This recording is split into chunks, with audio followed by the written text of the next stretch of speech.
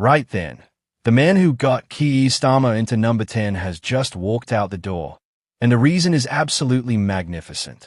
Morgan McSweeney, Downing Street's chief of staff, the bloke who masterminded Labour's election victory, has resigned because he pushed Starmer to appoint Peter Bloody Mandelson as US ambassador despite everyone with a functioning brain cell saying it was a terrible idea. And if you want the daily dose of political chaos delivered exactly like this, hit subscribe because this story has more layers than a political onion wrapped in scandal. So here's what happened. McSweeney apparently looked at Peter Mandelson, a man with documented ties to China, and the convicted pedophile financier Jeffrey Epstein, a man who had security services waving red flags like they're directing traffic, a man the Trump administration specifically said they had concerns about, and thought, yeah, perfect choice for our ambassador to America. Absolutely brilliant strategic thinking there. What could possibly go wrong? Let that sink in for a second. The security services, the actual professionals whose job is to spot security risks, raise concerns. The Trump administration, notoriously difficult to work with but still the government you're trying to build a relationship with, expressed worries. And Morgan McSweeney, sat in Downing Street, decided to push ahead anyway. The appointment lasted all of about 5 minutes before Mandelson got the boot. According to the Sunday Times, he then walked away with a 5-figure exit payment estimated between 38 and 55 grand before tax. So let me get this straight. We appointed someone the security services warned us about, ignored concerns from the US government, sacked him almost immediately, and then handed him up to 55,000 quid for his troubles. That's your tax money, by the way. Beautiful irony. Now McSweeney's released a statement saying he takes full responsibility for the advice he gave Starmer. How noble. How principled. Except here's the thing. Taking responsibility in politics usually means falling on your sword after the damage is already done, the money's already spent, and the international relationship is already in tatters. It's damage control dressed up as integrity. And Starmer's response? Pure political theater. He said it's been an honor working with McSweeney, praised him for turning the party around after the worst defeat, mentioned his central role in the election campaign. All very touching. All very carefully worded. Notice what's missing? Any acknowledgement that this was a catastrophic error in judgment.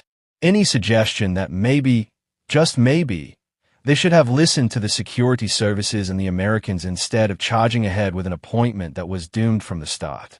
But wait, it gets properly spicy. The Foreign Office is now reviewing that exit payment to Mandelson. Reviewing it, after it's already been paid.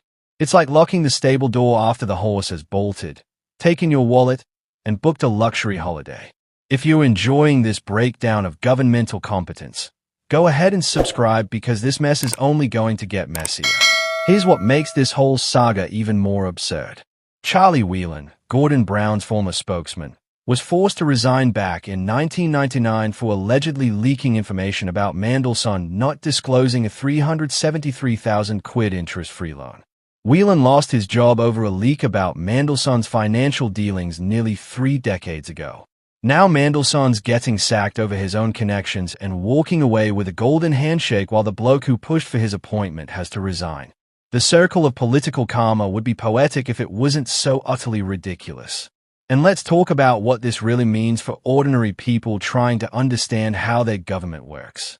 You've got a chief of staff who ignored professional security advice and diplomatic concerns to push through an appointment that suited whatever internal labor politics were happening at the time. That's not governance. That's factional maneuvering dressed up as statecraft. The security services aren't there for decoration. They're there to prevent exactly this kind of mess. The public's having absolutely none of it either. Social media has been tearing this apart since the news broke. People are asking perfectly reasonable questions like why was Mandelson appointed in the first place if the concerns were so serious, and why is he getting tens of thousands of pounds after being sacked?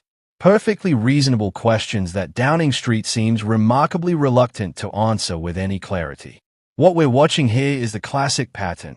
Dodgy decision gets made, warning signs get ignored, everything falls apart. Someone takes the fall. Taxpayers foot the bill. Rinse and repeat.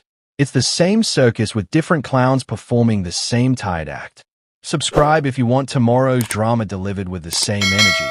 because something tells me this review of Mandelson's payout is going to uncover even more absurdity. And we still don't have a straight answer about who knew what and when about those security concerns. Do we?